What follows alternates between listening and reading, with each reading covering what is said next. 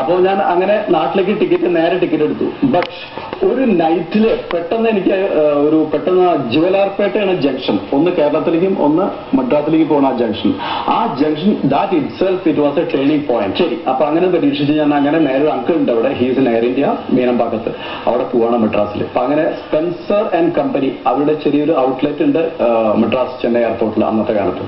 അപ്പൊ അവിടെ വർക്ക് ചെയ്യാൻ തുടങ്ങി.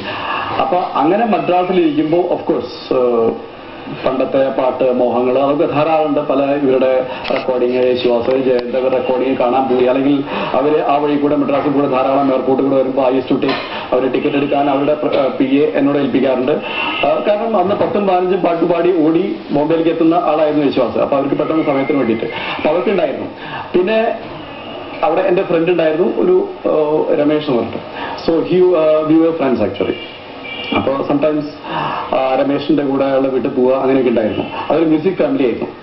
Y I am coming to that point actually. അപ്പൊ അവിടെ വെച്ചിട്ടാണ് ഈ രമേഷിന്റെ സിസ്റ്ററാണ് ഇന്ന് എന്റെ വൈഫ് ലത എന്ന് പറയുന്നത്.